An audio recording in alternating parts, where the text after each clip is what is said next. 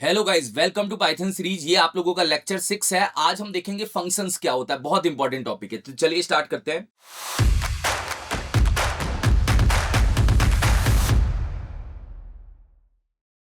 Video start करने से पहले अगर आप डेटा एनालिटिक्स सीखकर अपना करियर बनाना चाहते हैं तो WS टेक का डेटा एनालिटिक्स मेंटरशिप प्रोग्राम आपके लिए परफेक्ट चॉइस है। यहाँ आपको मिलेगा step by step guidance, real world projects, industry expert mentorship जो आपको बिगनर से जॉब रेडी बनाएंगे। अगर आप सीरियस है अपने डेटा एनालिटिक्स जर्नी के लिए तो अभी ज्वाइन करें, लिंक आपको डिस्क्रिप्शन में मिल जाएगा। और एक और गुड न्यूज है, इस प्रोग्राम का न्यू कोहॉर्ट जल्दी ही लॉन्च होने जा रहा है। चलिए हम पाइथन की इस इनिंग को स्टार्ट करते हैं। चलिए हम फंक्शंस के बारे में समझते हैं। फंक्शंस का मतलब है कि आपका ब्लॉक ऑफ कोड डिजाइन करना है जो परफॉर्म करेगा कोई स्पेसिफाइड टास्क। मान लीजिए आपका कोई प्रोग्राम है, उस प्रोग्राम के अंदर आपको 2 नंबर को ऐड करने का प्रोग्राम बार बार करना है, तो आप एक फंक्शन बनाइए 2 नंबर को ऐड करने का। जब भी एडिशन करना है वो फंक्शन आप कॉल कर ले। मतलब फंक्शन आपका ब्लॉक ऑफ कोड है जो आपके स्पेसिफाइड टास्क को क्या करेगा, कंप्लीट करेगा। फंक्शन आप मल्टीपल टाइम क्या कर सकते हैं, कॉल कर सकते हैं प्रोग्राम के ड्यूरेशन के अंदर। ठीक है, फंक्शन की हेल्प से आप रिड्यूस कर पाएंगे अपने कोड को। रिपीटेशन टास्क को आप एक बार लिख के मल्टीपल टाइम क्या करेंगे, कॉल करेंगे, और ये आपको इंप्रूव करेगा आपके कोड स्ट्रक्चर को। ये आपको फॉर्मूला देगा कि आप अपने कोड स्ट्रक्चर को इंप्रूव कर सकते हैं। और फंक्शन डिफाइन होता है डेफ कीवर्ड के साथ में। मगर देखिए, फंक्शन एक तरह से आप ये समझिए कि आप कोई भी टास्क करना चाहते हैं और वो टास्क आपके पेज के अंदर या आपके कोड के अंदर मल्टीपल टाइम आने वाला है, तो आप एक फंक्शन बना के उसको प्रोसेस करिए। फंक्शन आपके कोड को स्ट्रक्चर बना देगा। फंक्शन का यूज करके आप अपने कोड को रीयूज कर सकते हैं, क्लीन कर सकते हैं। फंक्शन से आप अपने कोड में बहुत सारे इंप्रूवमेंट कर सकते हैं। अब फंक्शंस दो तरह के होते हैं। एक होता है प्री डिफाइंड फंक्शन, जैसे हमने यूज किया है, प्रिंट यूज किया है, लेन यूज किया है। ऐसे ही हमारे क्या है, एरे के भी बहुत सारे फंक्शंस हैं। वो सारे प्री डिफाइंड फंक्शन है। प्री डिफाइंड फंक्शन का मतलब है जो पाइथन ने पहले से अपनी डायरेक्टरी के अंदर बना रखे हैं। हम यहां पे पढ़ने वाले हैं user defined function. User defined function, user अपनी नीड के हिसाब से कस्टम लॉजिक तैयार कर रहा है और वो लॉजिक प्रोग्राम के अराउंड कहीं भी क्या कर सकता है, कॉल कर सकता है। देखिए यहां पे लिखा है, create a program to solve custom problems. मतलब आप कस्टम प्रॉब्लम्स को सॉल्व करने के लिए क्या करेंगे, फंक्शंस बनाएंगे। और फंक्शंस बहुत इंपॉर्टेंट टॉपिक है। फंक्शंस का यूज आपको पाइथन के एंटायर प्रोसेस में बहुत जगह यूज होता हुआ मिलेगा। मतलब किसी प्रोग्राम को सिस्टमैटिक करना है तो फंक्शंस पे जाइए, और सिस्टमैटिक करना है तो ऊप्स के कॉन्सेप्ट पे जाइए, ऑब्जेक्ट ओरिएंटेड प्रोग्रामिंग के कॉन्सेप्ट पे हम आगे चलेंगे और सिस्टमैटिक हो जाएगा फॉर्मूला। अभी फंक्शंस हमारे कोई स्पेसिफाइड टास्क को क्या करेगा, आसान करेगा। देखिए, अब फंक्शन बनाने के लिए हम यूज करते हैं डेफ कीवर्ड का, डेफ, और फिर हम यहाँ पे कोई भी फंक्शन का क्या करते हैं, नाम देते हैं, और फिर कॉलन का साइन, और फंक्शन की डेफिनेशन हम यहाँ पे लिखते हैं। फिर फंक्शन को क्या करना पड़ता है, कॉल करना पड़ता है। तो आपको यहाँ पे दो चीजें सीखनी पड़ेंगी, फंक्शन बनता कैसे और फंक्शन को हम कॉल कैसे करते हैं। और फंक्शंस का यूज करके हम बहुत सारे टास्क करेंगे, तो आपको ना माइंड में ये पिक्चर क्लियर हो जाएगी, यार मेरे लिए क्यों आसान है फंक्शन, मेरा काम क्यों आसान कर रहा है फंक्शन। ये पिक्चर आपके सामने क्लियर हो जाएगी। तो चलिए हम यहाँ पे ना फंक्शंस को बनाना सीखते हैं। अब फंक्शंस में बहुत है भाई। फंक्शन के अंदर फंक्शन विद पैरामीटर्स क्या होता है, रिटर्न टाइप फंक्शन क्या होते हैं, लैम्डा फंक्शंस क्या होते हैं, रिकर्सिव फंक्शंस क्या होते हैं। ये सारी वैरायटी वाले फंक्शन को हमें यहाँ पे क्या करना है, सीखना है, जिससे आप एक अच्छे फंक्शंस के टॉपिक में पकड़ बना पाएंगे और पाइथन में आप अपने लेवल को इंक्रीज कर पाएंगे। तो चलिए एक बार हम पहले एक सिंपल फंक्शन डिफाइन करते हैं कि कोई भी फंक्शन बनता कैसा और कॉल कैसे होता है। देखिए बहुत सिंपल है, बहुत सिंपल है। यहाँ पे मैंने फाइल बना रखी है, लेक्चर 6 नाम से फोल्डर बनाया और basic.py करके मैंने फाइल बना रखी है। देखिए फंक्शन बनता है जैसे मुझे ना अभी मेरी कंपनी का नाम अपने पेज में या जो भी मेरा पाइथन का फाइल है उसमें मुझे मल्टीपल टाइम कॉल करना है। जैसे वेलकम टू WS, मुझे बार बार क्या करना है, कॉल करना है। तो फिर हम क्या करें, यहाँ पे जाते हैं और यहाँ जाके हम लिखते हैं डेफ। डेफ कीवर्ड के साथ में आप यहाँ पे देंगे फंक्शन का नाम। मैं यहाँ पे लिख रहा हूं कंपनी नेम। क्या ये सर फंक्शन हमें कैमल केस में बनाना है? नहीं, आप स्मॉल में रखना चाहते हैं, स्मॉल में।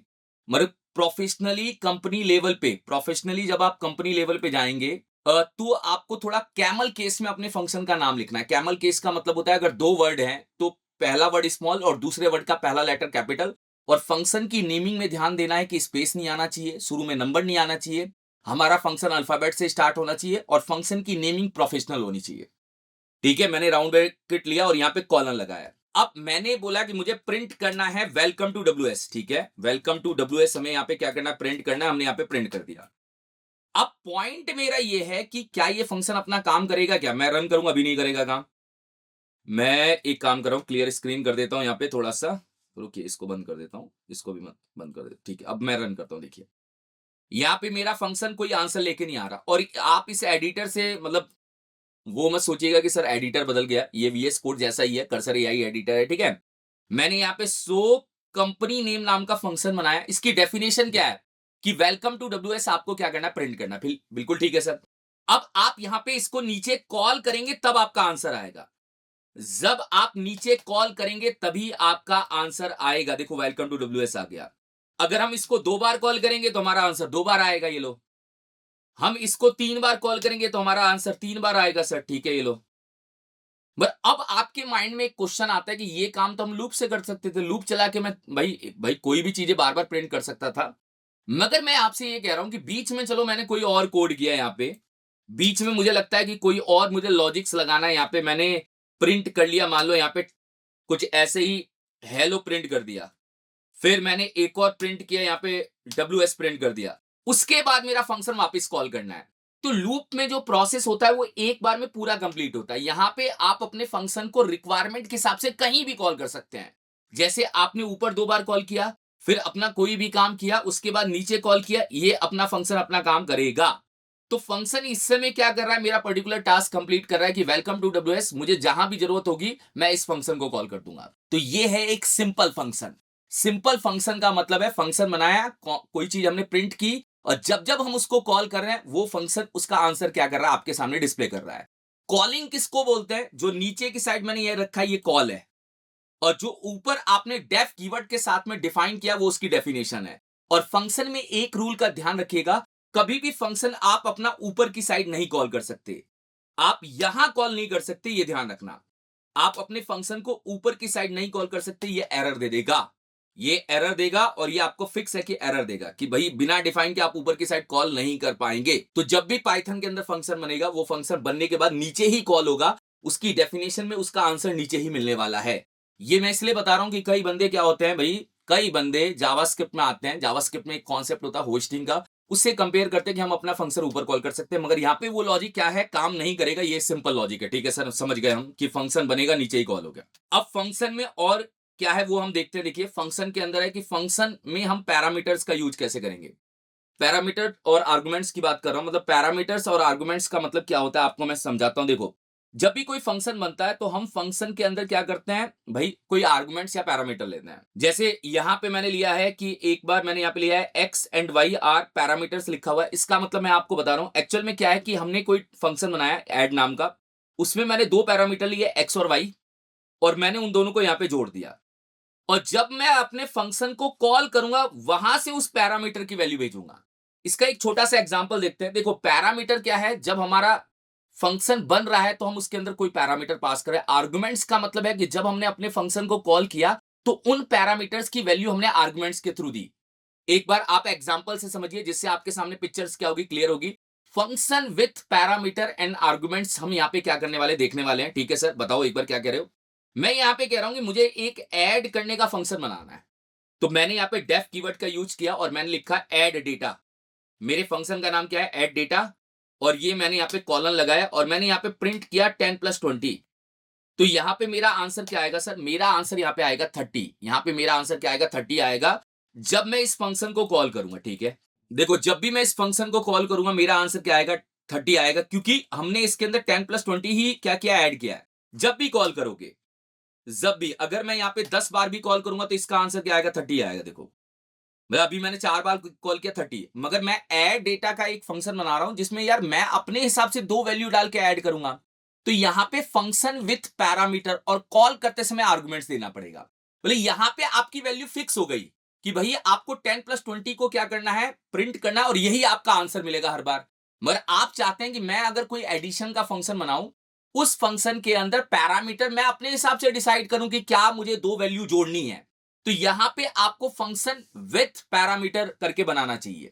मतलब मैं ये कह रहा हूं कि ये फंक्शन तो एक स्टैटिक हो गया भैया, 2 नंबर फिक्स हो गए, 10 + 20 30 आंसर आएगा। मैं यहां पे एक फंक्शन बना रहा हूं यहाँ पे डेफ नाम से, डेफ, ठीक है। और मैंने यहाँ पे दिया ऐड डेटा नाम का फंक्शन, और इसके अंदर मैंने दो पैरामीटर लिया। अब दो पैरामीटर ले सकते हो, दो से ज्यादा भी ले सकते हो, तीन ले सकते हो, चार ले सकते हो, जितने पैरामीटर लेना है उतने ले सकते हो। भाई पैरामीटर ये डिसाइड होता है कि आपको काम क्या करना है। अगर आपको दो नंबर को जोड़ने का प्रोग्राम बनाना है तो दो पैरामीटर लेंगे। अगर आपको, जैसे मैं बोलूं कि मुझे ना किसी नंबर का स्क्वायर निकालना है, तो भाई एक पैरामीटर लूंगा, क्योंकि एक नंबर का आपको फिक्स है कि स्क्वायर निकालना है, ठीक है सर। फिर अगर मैं आपको बोलूं यार मुझे ना लॉगिन करने का फंक्शन बनाना है, लॉगिन में कितने पैरामीटर की जरूरत पड़ेगी, दो यूजर नेम चाहिए, उसके थ्रू लॉगिन करना है। तो फंक्शन के पैरामीटर हमारे काम से क्या होते हैं, डिफाइन होते हैं। तो हमें यहाँ पे कितना है, दो नंबर को जोड़ने का प्रोग्राम बनाना है, तो मैंने यहाँ पे एक num1 और कॉमा num2 करके पैरामीटर लिया। पैरामीटर एक तरह का क्या होता है, वेरिएबल्स ही होता है। भाई ये जो पैरामीटर होता है, ये पैरामीटर आप फंक्शन के अंदर ही यूज कर पाएंगे। तो मैंने यहाँ पे क्या किया, प्रिंट किया यहाँ पे num1 प्लस num2। सर इसका आंसर क्या आएगा, मुझे नहीं समझ में आ रहा, ये आप क्या आंसर बोल रहे हो। भाई देखो, अभी आपने क्या कहा कि दो पैरामीटर हैं, दो पैरामीटर हमारे क्या हैं और उन दोनों को जोड़ने का काम आपने नीचे किया है। अब पैरामीटर जो भी आप बनाते हो फंक्शन के अंदर, वो फंक्शन के अंदर ही एक्सेस हो सकते हैं, बाहर एक्सेस नहीं होते। अब पॉइंट ये है कि जब आप इस फंक्शन को कॉल करेंगे, वहां से आप इसका आर्गुमेंट पास करेंगे। मतलब वहां से आप उसका आर्गुमेंट का मतलब है कि मैंने यहां पास किया 25 और एक्चुअल में मैंने यहां पे पास किया 30। अब 25 और 30 का मतलब क्या है, ये जो 25 है ये num1 के अंदर जाएगा, ये जो 30 है ये num2 के अंदर जाएगा। तो ये ध्यान रखना है कि जो आप कॉल करते समय पास कर रहे हैं वो आर्गुमेंट है, कि आपने ये दो आर्गुमेंट पास किए, ये दोनों आर्गुमेंट जाके पैरामीटर में सेट हो जाएंगे। मगर एक और चीज का ध्यान रखना है कि जो आप पहले नंबर पे पास करेंगे वो पहले पैरामीटर में सेट होगा, और जो दूसरे नंबर पे पास करेंगे वो दूसरे पैरामीटर में सेट होगा। तो अभी इसका आंसर क्या आएगा, 30 आ जाएगा। ये लो, सॉरी 30 तो मैं गलत बोल रहा हूं, 25 और 30 कितना होता है, 55 आंसर आ जाएगा। अब आप इसको दोबारा कॉल करेंगे, तो जो दो नंबर आप अपने हिसाब से पास करेंगे, जैसे मैंने यहां पे पास किया सर 10 और मैंने यहां पे पास किया 100, तो 110 आंसर आ जाएगा इसका। ये लो देखो 110 आ जाएगा। तो फंक्शन विथ पैरामीटर से फायदा क्या हुआ, हम अपने हिसाब से दो नंबर जोड़ पा रहे हैं। लॉजिक है जो हमारी रिक्वायरमेंट के हिसाब से क्या होता है, यूज होता है। भाई पैरामीटर इस समय नंबर लेना है सर, मुझे ना एक बात बताओ, मुझे एक माइनस का भी फंक्शन बनाना है जो दो नंबर को माइनस कर सके। कोई नहीं, ये लो मैंने एक फंक्शन बनाया यहाँ पे डेफ का यूज करके, और यहां लिख दिया मिन डेटा, ओके सर। और फिर मैंने यहाँ पे नंबर लिया, कॉमा यहाँ पे क्या लिया, num2 लिया, ठीक है। और मैंने कॉलन करके यहाँ पे num1 माइनस num2 कर दिया, num1 माइनस क्या किया, num2 कर दिया, ठीक है सर। और यहां से प्रिंट कर दिया। अब ये जो फंक्शन है, ये फंक्शन हमारे क्या कर रहा है, ये फंक्शन हमारे दो नंबर को माइनस करने का काम कर रहा है सर, बिल्कुल दो नंबर को माइनस करने का काम कर रहा है। आप ये कह रहे हो कि जब मैं ये फंक्शन कॉल करूंगा यहाँ पे, और दो वेरिएबल जब मैं दूंगा 25 और यहाँ पे 10, तो ये 25 माइनस 10 यहाँ पे 15 आंसर आएगा, बिल्कुल मैं यही कह रहा हूं। ये लो देखो, तो भाई फंक्शन हमारी रिक्वायरमेंट के हिसाब से बन सकते हैं। अब मैं चाहता हूं कि यार मैं ना एक यूजर के इंफॉर्मेशन को डिस्प्ले करने का फंक्शन बनाऊं, उसमें यूजर का नाम क्या है मुझे डिस्प्ले करना है, कि यूजर जो भी नाम डालेगा वो डिस्प्ले करना है। तो मैंने यहाँ पे एक फंक्शन बनाया, ध्यान से देखना, मैंने एक फंक्शन बनाया यहाँ पे डेफ यूजर इन्फो करके, ठीक है। अब यूजर में मैं चाहता हूं कि जब भी ये फंक्शन कॉल हो तो ये दो चीजें प्रिंट करे, नेम और एज, ठीक है। तो मैं यहाँ पे दो पैरामीटर ले रहा हूं, नेम और कॉमा करके एज। भाई आप पैरामीटर के नाम जो भी रखना चाहते हो आप रख सकते हो, एन और ए भी रख सकते हो, कोई दिक्कत नहीं है। यहाँ पे हमने प्रिंट किया नेम और कॉमा करके एज। अब ये जो है यूजर इन्फो, जब आप कॉल करेंगे तो आप यहाँ पे दो वैल्यू पास करेंगे।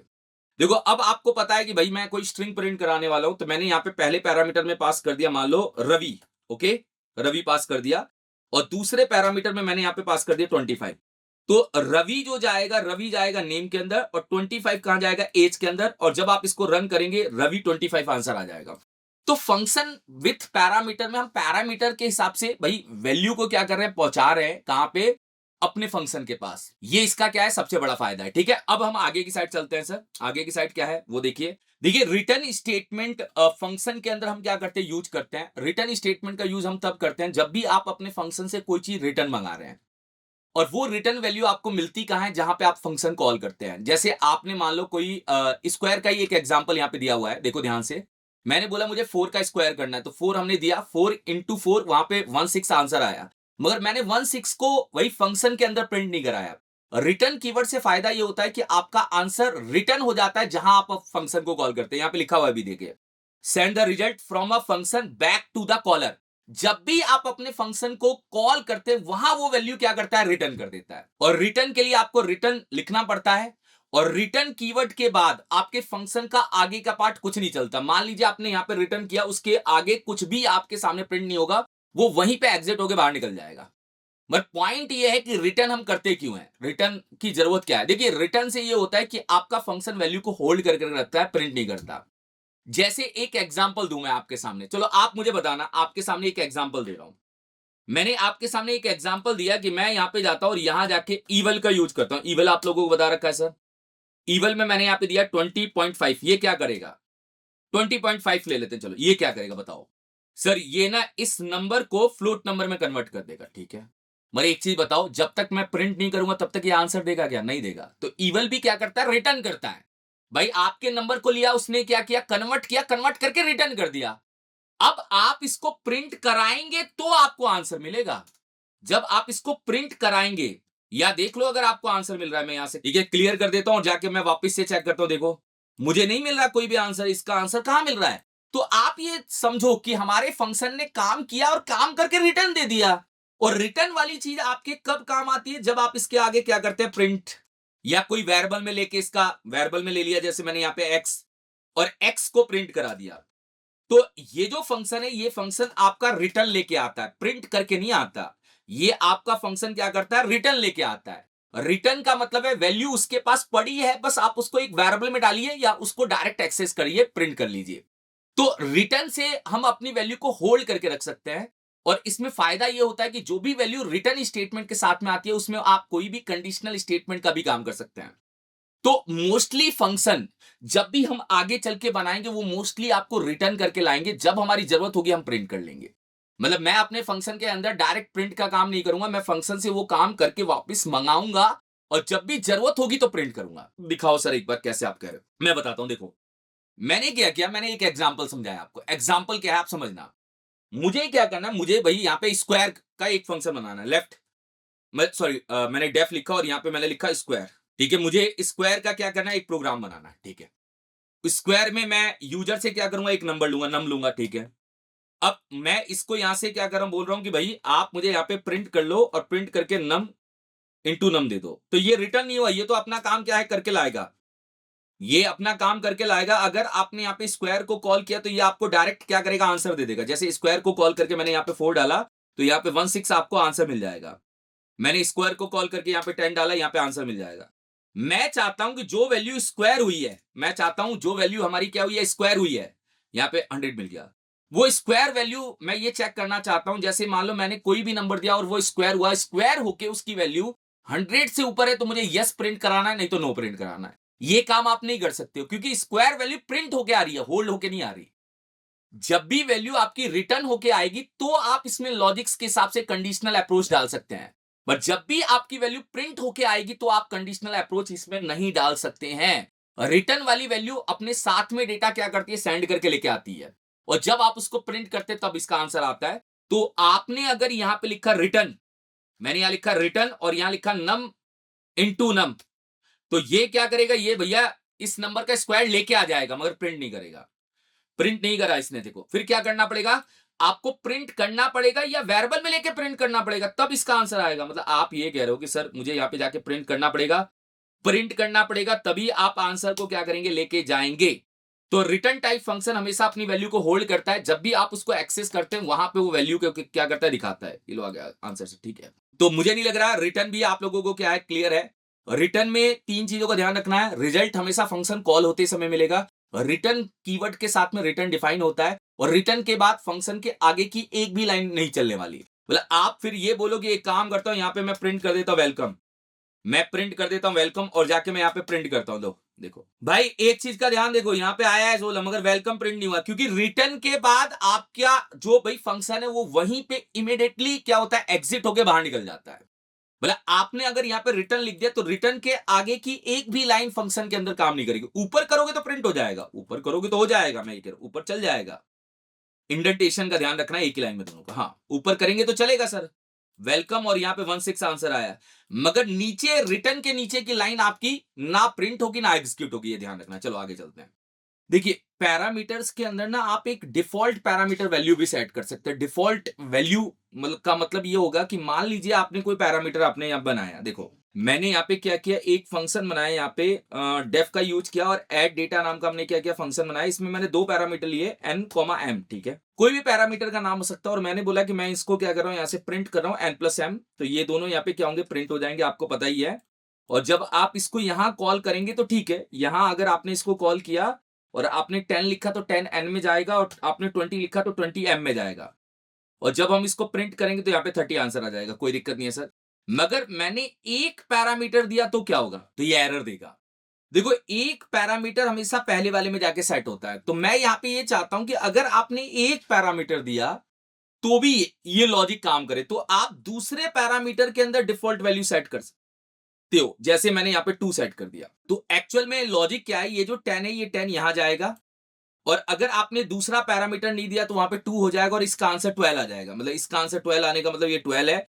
मतलब आपको ऐसे समझना है कि अगर आपने यहाँ पे दो पैरामीटर दे दिए, अगर आपने यहाँ पे 10 और 12 लिख दिया, एक एग्जांपल दे रहा हूं, तो 10 जाएगा n के अंदर, 12 जाएगा m के अंदर, और फिर यहाँ पे 22 आंसर आ जाएगा। अब आपने यहाँ पे नहीं दिया दूसरा पैरामीटर, तो फिर ये क्या करेगा, m डिफॉल्ट वैल्यू उठा लेगा 2। मतलब एक तरह से हमने m की डिफॉल्ट वैल्यू सेट की है 2। वो 2 कब काम करेगी, जब आप कोई दूसरा पैरामीटर नहीं भेजेंगे। जब आप कोई दूसरा पैरामीटर नहीं भेजेंगे, अगर आपने नहीं भेजा तो यहाँ पे 2 को उठा के क्या करना, 12 कर देना। और अगर आपने भेज दिया यहाँ पे, जैसे आपने 10 और 20 भेज दिया, तो यहाँ पे आपका आंसर 30 आ जाएगा। फिर आप कहोगे 2 का क्या हुआ, 2 रिप्लेस हो गया 20 से, जैसे 10 चला गया n के अंदर, 20 चला गया m के अंदर, और दोनों प्लस हो गए। तो यहाँ पे पॉइंट ये है कि ये दोनों यहाँ पे प्लस होकर आपको 30 मिल गया। तो डिफॉल्ट पैरामीटर का मतलब ये होता है कि भाई आप इसके अंदर चाहते हो कि दो पैरामीटर हो, मगर मैं कॉल करते समय दो नहीं देना चाहता, मैं एक देना चाहता हूं, और एक में कोई डिफॉल्ट वैल्यू सेट हो जाए। तो आप डिफॉल्ट पैरामीटर वैल्यू को क्या कर सकते हैं, यूज कर सकते हैं, ठीक है। अब पॉइंट ये है, ये ध्यान रखना कि अगर आपने यहां पे 10 लिखा और आपने डिफॉल्ट पैरामीटर सेट कर दिया पहला, जैसे मैंने पहले को डिफॉल्ट दे दिया 1, और दूसरे को आपने नहीं दिया, चलो ठीक है सर, तो दिक्कत है। क्योंकि जो भी ये पहला पैरामीटर, मतलब भाई अगर आप एक वैल्यू पास करेंगे वो हमेशा पहले पैरामीटर में जाएगी। मतलब जब ये कॉल होता है तो कॉल होते समय ये लॉजिक नहीं लगाएगी कि इसको जाके एम में सेट करना, नहीं, ये सेट किसके अंदर करेगा, आपका एन के अंदर ही करेगा। तो डिफॉल्ट पैरामीटर भाई अगर एक पैरामीटर है तब तो आप चलो देख सकते हो, मान लो ये इसको मैंने हटा दिया, तब तो ये क्या होगा, चलेगा, आप यहां से इसको हटा दो, चलेगा, आप यहां पे कॉल करेंगे, यहां पे 10 आंसर आएगा। और अगर आप 10 को हटा देंगे तो यहां पे 1 आंसर आ जाएगा, ठीक है। मगर दो पैरामीटर होंगे तो बहुत क्लेवर से देना है, दो पैरामीटर होंगे अगर आप, तो फिर आप यहां पे भाई या तो दोनों पैरामीटर के अंदर डिफॉल्ट वैल्यू पास करिए। मतलब अगर आपके दो पैरामीटर हैं, दो से ज्यादा पैरामीटर हैं, जैसे m में मैंने यहाँ पे 2 पास कर दिया, भाई दो पैरामीटर है, चलेगा, कोई दिक्कत नहीं है, आप n+m कर दीजिए, कोई दिक्कत नहीं, यहाँ पे आपका आंसर 3 आ जाएगा, 3 आ जाएगा आपका आंसर, कोई दिक्कत नहीं है। मगर दिक्कत तब है कि अगर आपने यहाँ पे 10 दिया, अब ये जो 10 है, पहले माइंड में क्लियर लॉजिक है कि 10 n में जाके सेट होगा, तो आप भाई या तो दो, तो दोनों को डिफॉल्ट पैरामीटर दो। अगर दो पैरामीटर आपने लिए हैं तो पहले को डिफॉल्ट पैरामीटर आप नहीं दे सकते, फिर आपको दूसरे को डिफॉल्ट पैरामीटर देना पड़ेगा, या दोनों को देना पड़ेगा, या फिर दूसरे को डिफॉल्ट पैरामीटर वैल्यू पास करनी पड़ेगी, ठीक है। मतलब आप ये कह रहे हैं कि मान लीजिए इन द केस में इसको उड़ा दिया, तो ये एरर देगा। क्यों एरर देगा, क्योंकि ये जो 10 है, ये 10 तो यहां पे जाके सेट होगा, ये नहीं जाके m में सेट होगा, ये जाके सेट किस में होगा, n में सेट होगा। तो डिफॉल्ट पैरामीटर वैल्यू या तो दोनों को दी जाती है, या फिर हम सेकंड नंबर, जैसे इसको हटा के मैं एक काम कर रहा हूं, इसको हटा रहा हूं, तो भाई क्लियर लॉजिक है, ये जो 10 है, ये 10 n में जाके सेट होगा, m में क्या आ जाएगा, 2, यहां पे 12 आंसर आ जाएगा। तो डिफॉल्ट पैरामीटर वैल्यू का मतलब है कि आप यहां पे कोई पैरामीटर बना रहे हैं, उसमें वैल्यू आप पहले से रख रहे हैं, अगर कॉल करते समय वो वैल्यू नहीं आई तो जो मैंने पहले से वैल्यू रखी है वो यूज हो जानी चाहिए, ठीक है सर, ये भी हमें समझ में आ गया। अब एक होता है कि मान लीजिए कि मैंने यहां पे कोई भाई फंक्शन बनाया, मैंने मान लो फंक्शन बनाया सम डेटा। अब लॉजिक ये है कि भाई इसके अंदर मैंने एक पैरामीटर लिया, मगर मैं कॉल करते समय, जब मैं कॉल कर रहा हूं, कॉल करते समय मैं यहां पे मल्टीपल वैल्यू पास कर रहा हूं, 10, 20, 30, 40, 99। फिर अब आपका क्वेश्चन आएगा कि अगर मैंने प्रिंट एक्स किया तो क्या मिलेगा। भाई सिंपल लॉजिक है, अगर आपने प्रिंट एक्स किया, कॉलन लगा देते हैं यहां पे, तो फिर ये आपको 10 देगा, ठीक है, 10 आ जाएगा, मगर एरर देगा सर, यहाँ पे नंबर ऑफ पैरामीटर्स, आपने नंबर ऑफ आर्गुमेंट्स क्या किया है, कॉल करते समय पास किया है, इतने आर्गुमेंट्स पास किया आपने और एक पैरामीटर लिया है। अब मेरा सिंपल क्वेश्चन है कि मैंने इतने जो आर्गुमेंट्स पास किए हैं, जो मैंने मल्टीपल आर्गुमेंट्स कॉल करते समय पास किया है, मेरा सिंपल क्वेश्चन है सारे आर्गुमेंट्स एक्स के अंदर जाने चाहिए। मतलब एक अकेला हमारा एक्स, ये ध्यान रखना, एक अकेला हमारा एक्स इन सबको रिसीव कर पाए तो फिर आप इसके आगे स्टार का सिंबल लगा दें। जब आप स्टार का सिंबल लगाते हैं तो ये सारी वैल्यूज को एज ए टपल में कन्वर्ट कर देता है। ये सारी वैल्यू को एज ए क्या करता है, टपल्स में कन्वर्ट कर देता है और आपका आंसर यहां पे आ जाएगा। मतलब एक्चुअली देखो, अगर आपको नहीं पता कि एन नंबर ऑफ पैरामीटर्स कितने हैं, 1 है, 2 है, 3 है, आप चाहते हो कि सारी पैरामीटर्स की जो भी मेरी वैल्यूज है, मतलब जो मैंने आर्गुमेंट्स पास किए वो आर्गुमेंट्स मेरे एक ही पैरामीटर के अंदर जाके सेटल हो जाए, तो फिर आपको स्टार यूज करना और स्टार के साथ में एक्स लगा देना है। तो ये सारी वैल्यूज को क्या करेगा, टपल्स बना के यहाँ पे प्रोसेस कर देगा। ये भी चीज आपको क्लियर हो गई होगी। अब हम चलते हैं आगे के प्रोसेस पे। चलिए गाइस देखिए, अब हम ना वेरिएबल्स के स्कोप को देखेंगे। जब भी हम फंक्शन बनाते हैं तो फंक्शन में वेरिएबल्स के स्कोप भी आते हैं। एक होता है लोकल वेरिएबल और एक होता है ग्लोबल वेरिएबल। ये क्या होता है, इसको हम यहाँ पे क्या करते हैं समझते हैं। देखिए, अब लोकल वेरिएबल का मतलब क्या है कि आपने कोई फंक्शन डिफाइन किया, उस फंक्शन के अंदर कोई वेरिएबल बनाया आपने, वो वेरिएबल उसी फंक्शन के अराउंड आपको मिलेगा और वहीं पे वो एंड हो जाएगा। यहां पे 3 पॉइंट का ध्यान रखना है। लोकल वेरिएबल का मतलब है कि वो वेरिएबल भाई किसी स्कोप के बीच में मिले, बाहर ना मिले। जैसे एक एग्जांपल के तौर पे यहां पे लेट डिस्प्ले नाम का एक फंक्शन बनाया है। उस फंक्शन के अंदर एक मैसेज नाम का वेरिएबल है जिसमें हेलो लिखा और मैसेज को यहां पे प्रिंट किया, ठीक है। ये आपको पता चल रहा है कि एक वेरिएबल है, मगर वो वेरिएबल बना कहां है, फंक्शन के अंदर। अगर फंक्शन के इनसाइड अगर कोई वेरिएबल बनता है वो एक लोकल वेरिएबल होता है। 3 पॉइंट का ही ध्यान रखना है कि लोकल वेरिएबल फंक्शन के अंदर आपने डिफाइन किया है, वो फंक्शन के अंदर ही क्या होगा, एक्सेस हो पाएगा। मतलब आप उसको फंक्शन के अंदर ही एक्सेस करेंगे और फंक्शन के भाई डिस्ट्रॉय हो जाता है जैसे ही फंक्शन एंड होता है। तो आप यहां पे ये समझिए कि वो वेरिएबल आप फंक्शन के बाहर एक्सेस नहीं कर सकते। इसका एक छोटा सा एग्जांपल मैं आपके सामने यहां पे प्रोसेस करता हूं। देखो, मैंने क्या किया, मैंने एक डेफ कीवर्ड का यूज करके फंक्शन बनाया, डिस्प्ले नाम का ही बना लिया। चलिए, डिस्प्ले नाम का एक फंक्शन बनाया, कॉलन मतलब मैसेज ले लेते हैं। मैसेज में मैंने यहां पे ले लिया वेलकम टू डब्ल्यूएस, ठीक है सर, वेलकम टू डब्ल्यूएस नाम आपने लिया और प्रिंट कर दिया मैंने यहां पे मैसेज नाम का वेरिएबल। डन। अब आप ये फंक्शन यहां पे कॉल करोगे, आपको आंसर मिलेगा, आपको आंसर मिलेगा, कोई दिक्कत नहीं, आपको आंसर मिलेगा सर, बिल्कुल मिलेगा सर, बिल्कुल मिलेगा, आंसर ये आ रहा है सर, ये लो, ठीक है। अब चैलेंज और दिक्कत की बात क्या है, चैलेंज ये है कि आपने अगर गलती से ये वेरिएबल भाई फंक्शन के बाहर एक्सेस करने की कोशिश की, एमएसजी को, ये जो एमएसजी नाम का वेरिएबल है या कोई भी वेरिएबल बनाओगे, अगर आपने उसको बाहर एक्सेस करने की वो की कोशिश की तो वो आपको एरर दे देगा। तो ये जो वेरिएबल हमने फंक्शन के अंदर बनाया, ये एक लोकल वेरिएबल है जो फंक्शन के अंदर ही बना और फंक्शन के अंदर ही मिलेगा। चलिए अब बात करते हैं ग्लोबल वेरिएबल्स के बारे में। देखिए, ग्लोबल वेरिएबल्स वो होते हैं जो आप किसी भी फंक्शन के अंदर एक्सेस कर पाए। जैसे मैंने कोई वेरिएबल बनाया, वो वेरिएबल मैं चाहता हूं मेरे पास 4-5 फंक्शन में कहीं भी एक्सेस कर पाऊं, तो उसको ग्लोबल बनाना पड़ेगा। अब ग्लोबल वेरिएबल के लिए वेरिएबल को आपको भाई डिफाइन आउटसाइड द फंक्शन करना पड़ेगा, मतलब फंक्शन के अंदर डिफाइन नहीं करना। अगर आपने फंक्शन के अंदर डिफाइन किया तो वो ग्लोबल नहीं होगा। मतलब आपको डिफाइन कहां करना है, फंक्शन के बाहर। आपने यहां पे क्या किया, डिफाइन किया। अब आप ये वेरिएबल भैया किसी भी फंक्शन के अंदर एक्सेस कर सकते हैं। किसी भी फंक्शन के अंदर एक्सेस करने का मतलब क्या है, मैं आपको दिखाता हूं। देखो, अब पॉइंट आप समझो कि मैंने यहां पे एक वेरिएबल बनाया, यहां पे x नाम का एक वेरिएबल बनाया। देखिएगा, x इक्वल टू 10 रखा। मैंने यहां पे एक डेफ कीवर्ड का यूज करके एक फंक्शन बनाया, डिस्प्ले डेटा 1। ये हमारा डिस्प्ले डेटा 1 है, ठीक है सर। और मैंने यहां पे प्रिंट x किया, मिल जाएगा यहां भी, कोई दिक्कत नहीं है। बोला आपने जो वेरिएबल फंक्शन के बाहर बनाया वो अंदर की साइड आप एक्सेस कर सकते हैं, और आप भाई दूसरा फंक्शन बना रहे हैं, यहां भी एक्सेस कर सकते हैं। ये 2 है, ठीक है। बोला आपने इस x को यहां भी एक्सेस किया और यहां भी एक्सेस किया। अब आप ये दोनों फंक्शंस यहां पे क्या करिए, कॉल कर लीजिए। दोनों फंक्शंस हमने यहां पे क्या किया, कॉल कर लिए। ये मैंने 1 कॉल कर लिया और ये मैंने यहां पे क्या किया, 2 कॉल कर लिया, ठीक है सर, कोई दिक्कत नहीं है। और जाके मैं इसको यहां से रन करता हूं। जैसे ही रन करूंगा यहां पे 10 मिलेगा। मगर एक चीज का आपको ध्यान रखना है कि भाई अगर आप इसमें वैल्यू चेंज करते हैं, जैसे आपने यहां पे वैल्यू को क्या किया, चेंज किया, और वैल्यू को चेंज करके आपने बोला मैं x में डाल रहा हूं 20, और वैल्यू चेंज करके आप यहां पे इसको रन करते हैं, तो रन करके 20 आपको यहां मिलेगा, यहां नहीं मिलेगा। मतलब आप ये कह रहे हो कि x इक्वल टू जो 10 लिया वो ग्लोबल है, मगर आपने जो वैल्यू चेंज की अंदर की साइड x इक्वल टू 20 पहले फंक्शन में, वो उसी फंक्शन के अंदर मिलेगी। हाँ वही मिलेगी। अगर आप चाहते हैं कि जो आपने चेंजेस यहां किए हैं वो चेंजेस आपको यहां भी दिखे, तो फिर आपको ग्लोबल एक्स करके भाई डिफाइन करना पड़ेगा, ग्लोबल एक्स। अब आप क्या करोगे, अब आप इसके चेंजेस जो करोगे वो चेंजेस आपके इस फंक्शन के अंदर भी मिलेंगे। मतलब ग्लोबल वेरिएबल तो ये बन गया था और आपने इसको यहां भी एक्सेस किया और यहां भी एक्सेस किया, मगर इसकी वैल्यू के चेंजेस कब मिलेंगे, जब आप यहां पे ग्लोबल एक्स मतलब ग्लोबल कीवर्ड के साथ में एक्स को डिफाइन करेंगे। अब आपने यहां पे 20 डाला तो वो 20 यहां भी मिलेगा और यहां भी मिलेगा। दिखाइएगा सर रन करके, क्लियर स्क्रीन करते हैं और यहां पे हम इसको क्या करते हैं, रन करते हैं। अब देखिए दोनों जगह 20 मिला।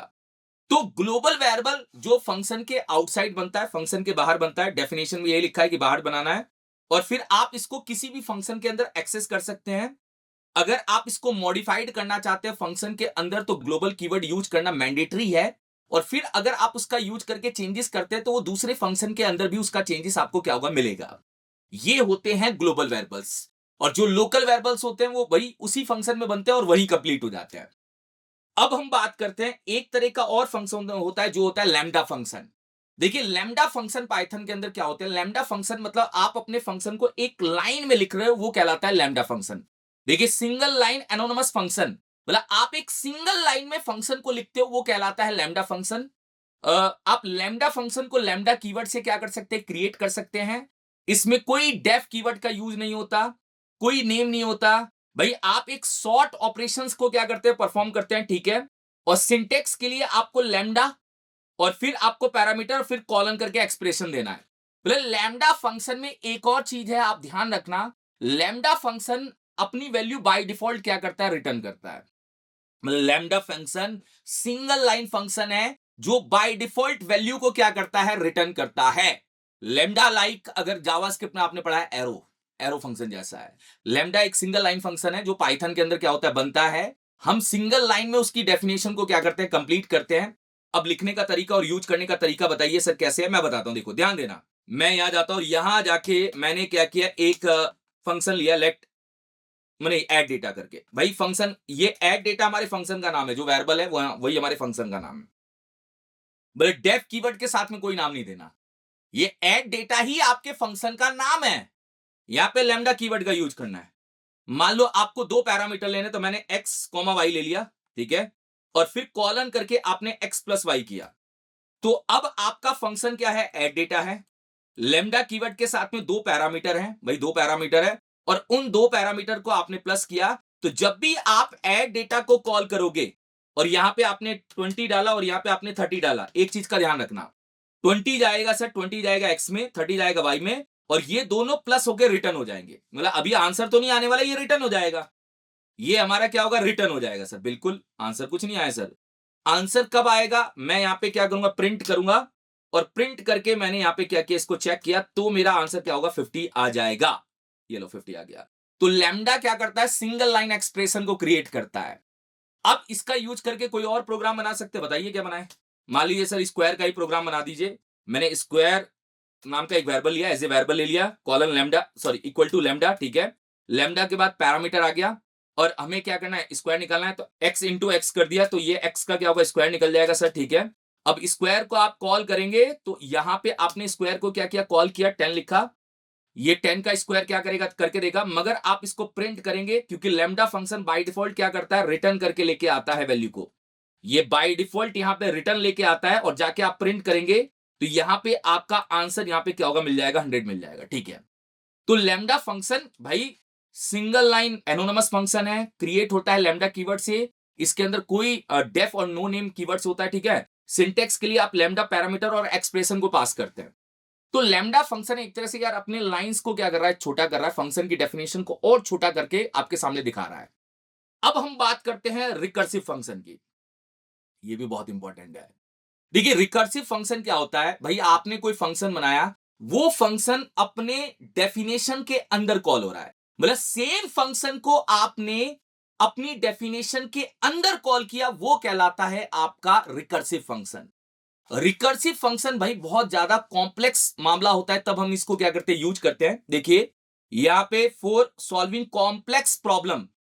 अब रिकर्सिव एक तरह से क्या है, अपने आप को ही बार बार क्या करना, कॉल करना। देखो यहां पे फैक्टोरियल का एग्जाम्पल मैंने लिया है आप लोगों के सामने। फैक्टोरियल के एग्जाम्पल को ही हम रिकर्सिव से क्या करते हैं समझते हैं। मान लीजिए यहां पे एक एग्जाम्पल है कि मुझे किसी भी नंबर का फैक्टोरियल निकालना है। देखिए फैक्टोरियल निकालने के लिए हम भाई अपना सिंपल तरीका यूज कर सकते हैं। सर आप एक सिंपल फंक्शन बनाओ, भाई आप एक सिंपल फंक्शन बनाओ डेफ, और यहां पे फैक्टोरियल लिख दो। भाई मैं भी सिंपल फंक्शन बना लूंगा, कोई नहीं। और भाई जो भी मैं नंबर दूंगा उसका फैक्टोरियल निकालना है। जैसे मैंने कॉल करते समय यहां पे आपके पास दे दिया 5, तो 5 कहां जाएगा इस पैरामीटर में, मैं यहां पे नम नाम का पैरामीटर ले रहा हूं, यहां पहुंच जाएगा। ठीक है, अभी वो एक सिंपल तरीका है, मैं फोर लूप चलाऊं, फोर लूप के सारे नंबर को इनटू कराऊं और रिटर्न कर दूं, वो फैक्टोरियल है। मगर हम इसको करेंगे किससे, हम करेंगे इसको रिकर्सिव से। अब रिकर्सिव में आपको एक चीज का ध्यान रखना है, यहां पे मेरा फंक्शन बना और इस फंक्शन को मैंने यहां पे कॉल कर दिया और मैंने क्या वैल्यू डाली है 5 यहां गई। ठीक है, अब मैं यहां पे पहले इफ कंडीशन लगा, इफ नम की वैल्यू अगर डबल इक्वल टू 0 होती है, नम की वैल्यू अगर डबल इक्वल टू 0 होती है तो आप यहां से रिटर्न कर देना 1। तो रिटर्न क्या कर देना 1। ठीक है, कोई दिक्कत नहीं है सर, रिटर्न 1 कर दूंगा। मतलब अभी तो 5 है सर, अभी 5 है तो रिटर्न 1 नहीं होगा, नहीं होगा। अब भाई रिकर्सिव से हम फैक्टोरियल बनाने वाले, पहले आप फैक्टोरियल का मतलब समझो। 5 का में क्या करना है, फैक्टोरियल निकालना है। सर 5 का फैक्टोरियल होता है क्या, पहले ये तो बताओ। देखो 5 का फैक्टोरियल क्या होता है, आप यहाँ पे 5 इंटू 4 इंटू यहाँ पे क्या करना चाहते हैं 3 करना चाहते हैं, फिर इंटू 2 करना चाहते हैं और इंटू 1 करना चाहते हैं। ये होता है 5 का फैक्टोरियल। मगर लॉजिक के हिसाब से आपने 5 पास किया, 5 यहां गया और 5 यहां जाने के बाद ये इफ कंडीशन तो चलेगी नहीं क्योंकि 5 है। अब आप यहां पे क्या करेंगे, यहां जाएंगे नीचे और यहां पे रिटर्न कीवर्ड का यूज करेंगे और रिटर्न में नम को कॉल कर देंगे। भाई यहां से 5 है तो नम यहां पे क्या ले रहा है 5 ले रहा है, और इनटू करके आप अपने ही फंक्शन को यहां पे वापस कॉल करेंगे। आप अपने फंक्शन को वापस कैसे कॉल करेंगे, नम -1 करके, नम -1 करके आप यहां पे क्या करेंगे कॉल करेंगे। ठीक है सर, अब मुझे आप इसको समझा दो, ये बन गया क्या, बन गया फैक्टोरियल का फंक्शन बन गया विथ रिकर्सिव। रिकर्सिव क्यों है, क्योंकि आपने सेम फंक्शन को यहां पे क्या किया है, कॉल किया है। अब आप इसको थोड़ा सा ब्रेक पॉइंट के थ्रू तोड़ दीजिए, मतलब आप इसको तोड़िए, मल्टीपल सिचुएशन में तोड़िए जिससे आपको ये समझ में आएगा। देखो मैं समझाता हूं। अब पॉइंट ये है कि सबसे पहले ये कॉल हुआ, जब ये सबसे पहले कॉल हुआ, देखो मैं यहां पे लिख रहा हूं, जब ये सबसे पहले कॉल किया हुआ तो यहां पे 5 लेके गया, 5 इस कंडीशन में फॉल्स है तो ये यहां गया।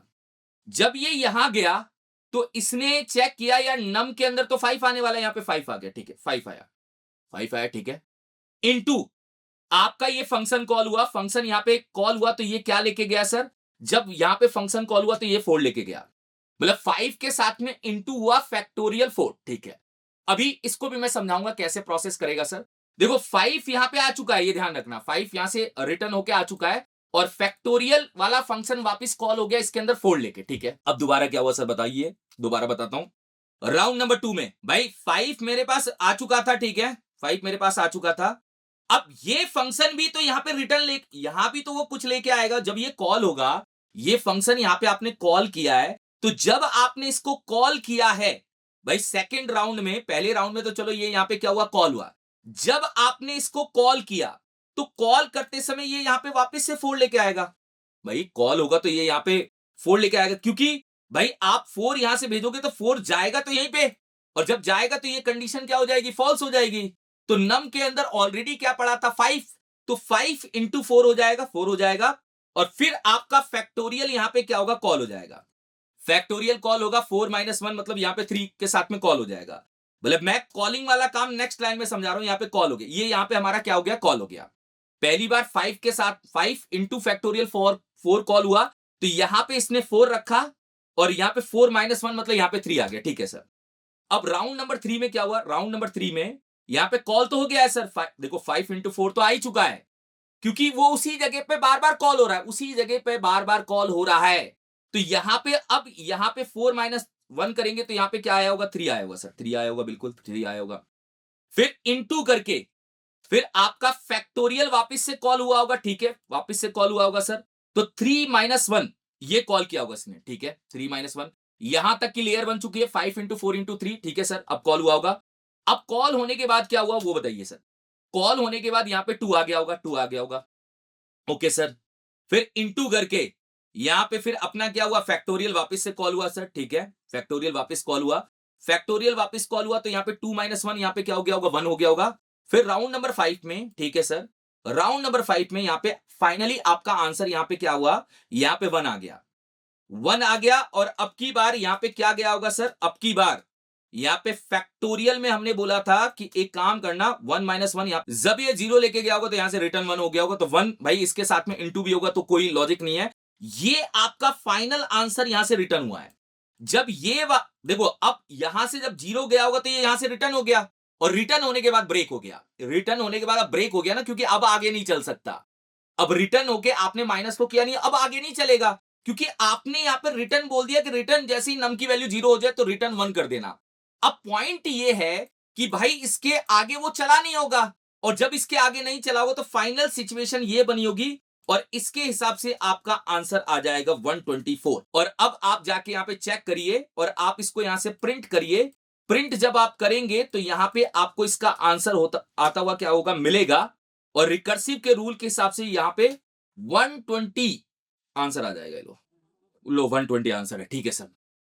अब देखो एक्चुअल में क्या है ये, भाई फैक्टोरियल को समझना थोड़ा ज्यादा आसान है। क्यों आसान है, क्योंकि अब देखो एक्चुअल में बंदा यहां पे कंफ्यूज हो जाता है कि सर ये कॉल हुआ तो क्या, भाई जब ये कॉल होगा तो इसी फंक्शन को वापस से यहां पे कॉल कर देगा यहां पे, तो नम में ऑलरेडी 5 पड़ा है, और जब ये वापस से कॉल होगा तो यार 4 लेके आएगा, और 4 माइनस 1 करके वापस कॉल हो जाएगा, तो फिर 3 लेके आएगा, 3 माइनस 1 होके वापस कॉल हो जाएगा, फिर 2 लाएगा, फिर 2 माइनस 1 होके वापस कॉल हो जाएगा, फिर 1 लाएगा, फिर जैसे ही वो 0 होगा तो आगे कॉल नहीं होगा, तो 5 इंटू 4 इंटू 3 इंटू 2 इंटू 1 वो पूरा लॉजिक तैयार करेगा, और उसके बाद आपका आंसर आ जाएगा 120। यहां पे आपका आंसर क्या होगा, 120 आ जाएगा। तो एक्चुअल में मैं आपको ये समझाना चाह रहा हूं, रिकर्सिव फंक्शंस वो होते हैं जो अपने आप को ही अपने फंक्शन के अंदर कॉल करते हैं, ठीक है। और ये रिक्वायर बेस्ड कंडीशन के हिसाब से रिकर्सिव हमारा क्या होता है, स्टॉप होता है। भाई आपने बोला कि मैंने यहाँ पे 0 लगा दिया, आप 1 लगा दो, वैसे कोई दिक्कत नहीं है, आप 1 भी लगाओगे तो भी आंसर में क्या होगा, सेम ही आंसर आएगा। यहाँ पे रन कर दो, कोई नहीं, तो भी सेम आएगा, कोई दिक्कत तो है नहीं। देखो 1 लगाने का मतलब क्या है सर, आपने बोला 1 लगा दो, भाई मैंने बोला कि अगर नम की वैल्यू 1 हो तो 1 रिटर्न कर देना। 1 रिटर्न होके यही पहुंचेगा ना, यही पहुंचेगा, मतलब फाइनली यहां पे क्या होगा, 1 पहुंचेगा, उसके आगे चल नहीं पाएगा। तो एक्चुअल पॉइंट क्या है कि चलो 0 पे वो केस चलेगा नहीं, और यहीं पे एंड हो जाएगा, और यही हमारे आंसर का पार्ट था, यही हमारे आंसर का क्या था, पार्ट था। अब पॉइंट ये देखो, आप लॉजिक के हिसाब से समझो, भाई ये रिटर्न हुआ सबसे पहले, तो इसने क्या किया 5, और यहां पे 4 माइनस मतलब 5 माइनस 1 को कॉल किया तो 4 आ गया, फिर जब ये चला तो 5 तो ऑलरेडी आ चुका, तो 4 वापस आया, क्योंकि ये चला तो यहां पे 4 आया, और 4 माइनस 1 को वापस कॉल कर दिया, तो फिर 3 आया, फिर 3 माइनस 1 को वापस कॉल कर दिया, यहां तक 2 आया, फिर 2 माइनस 1 को वापस कॉल कर दिया, और यहां पे 1 आया। अब 1 के बाद आगे क्यों नहीं चल पाया, क्योंकि 1 के बाद ये यहां से रिटर्न हो गया, और आगे की साइड प्रोसेस नहीं हो पाया, तो फाइनल जो हमारा लास्ट में आया था वो 1, तो 5 इंटू 4 इंटू 3 इंटू 2 इंटू 1 वही आपका फाइनल आंसर यहां पे क्या करेगा, प्रोसेस करेगा, और यही आंसर हमारे सामने बन गया। अगर आप यहां पे 10 लिखेंगे तो 10 का भी फैक्टोरियल आपके सामने मिल जाएगा, ये 10 का फैक्टोरियल है, ठीक है। और अगर मैं सर यहाँ पे 1 लिखूंगा, 1 का फैक्टोरियल तो 1 ही होगा, ये लो, ठीक है। और मैंने 0 इसलिए लगाया कि 0 पे भी मैं 1 देना चाहता था। 2 लिखूंगा तो 2 का फैक्टोरियल 2 होता है, 2 इंटू 1 2 ही होगा, ठीक है सर। 3 लिखोगे तो 3 का फैक्टोरियल 6 होता है, क्योंकि 3 इंटू 2 इंटू 1 6 होता है सर। 4 लिखोगे तो 4 का फैक्टोरियल क्या होता है आपका, 4 इंटू 3 इंटू 2 इंटू 1, मतलब इसका होता है 24। और अगर मैं 5 लिखूंगा तो 5 का फैक्टोरियल आपका क्या होगा, 120। तो आपने रिकर्सिव का यूज करके ये फैक्टोरियल को क्या क्या बनाया, ओके। अब आप लोगों के सामने मैंने एक एग्जांपल दिया। रिकर्सिव अगर आपको इंटरव्यू में समझाना है तो सिंपल समझाइए। रिकर्सिव फंक्शंस वो होते हैं जो अपने ही फंक्शन को अपने डेफिनेशन के अंदर कॉल करते हैं, और वो कंडीशनल अप्रोच के बाद कहीं ना कहीं पे वो स्टॉप हो जाते हैं। ये कहलाते हैं हमारे रिकर्सिव फंक्शन, और बहुत कॉम्प्लेक्स प्रॉब्लम को सॉल्व करने का काम करता है रिकर्सिव। चलिए गाइस देखिए, अब हम कुछ प्रैक्टिकली टास्क करेंगे। अब हम टास्क 1 यहाँ पे उठाते हैं। टास्क 1 क्या है कि हमें एक लैम्डा फंक्शन बनाना है जो 2 नंबर को एडिशन करके हमें डेटा रिटर्न करे। ये वैसे मैं बता चुका हूं, मगर फिर भी मैं आप लोगों के सामने बताता हूं एक बार। ये हमारा लेक्चर 6 नाम का फोल्डर है, यहां पे हमने बनाया टास्क 1.py करके मैंने फाइल बनाई, ठीक है भैया। एक लैम्डा फंक्शन बनाना है जो डेटा को ऐड कर पाए, तो मैंने ऐड डेटा नाम का एक फंक्शन बनाया, ठीक है। इक्वल टू का साइन लिया, फिर लैम्डा का साइन लिया, और फिर मैंने x, y 2 पैरामीटर लिए, कॉलन करके x प्लस वाई यहां पे जोड़ दिया। अब आपका फंक्शन बन चुका है। प्रिंट कर लीजिए आप ऐड डेटा को। यहां पे क्या करेंगे, ऐड डेटा को यहाँ पे जब आप कॉल करेंगे, जैसे मैंने यहाँ पे 10 और कॉमा 20 दिया, और जाके मैं यहाँ पे प्रोसेस करूंगा तो यहाँ पे मेरे पास 30 आ जाएगा, ठीक है। चलिए अब मैं आप लोगों को दे रहा हूं कि आप लोगों के यहाँ पे 3 फंक्शंस और बनाने, वो भी लैम्डा फंक्शन होने चाहिए। आपको भैया सब्ट्रैक्शन का, मल्टीप्लिकेशन का और डिवीजन का फंक्शन बनाना है और बना के कमेंट में डालना है, जिससे मुझे पता चल जाए कि आपको लैम्डा फंक्शन का लॉजिक क्लियर है। लैम्डा फंक्शन बाय डिफॉल्ट क्या करता है, रिटर्न करता है। मतलब जब भी ये जोड़ेगा यहां से, तो वो जोड़ के क्या करेगा, रिटर्न करेगा। आपको प्रिंट कराने की जरूरत नहीं है, रिटर्न लाइए और यहां पे प्रिंट करिए। ठीक है, अब हम आगे के क्वेश्चन पे चलते हैं। देखिए नेक्स्ट क्वेश्चन क्या है कि हमें क्या करना है, हमें एक लिस्ट बनानी है और लिस्ट के अंदर से हमें जो भी इवन नंबर है वो सारे फाइंड करने हैं। बोले इवन नंबर को क्या करना है, रिटर्न करना है एक लिस्ट के अंदर से। कैसे होगा प्रोसेस सर, बताइए।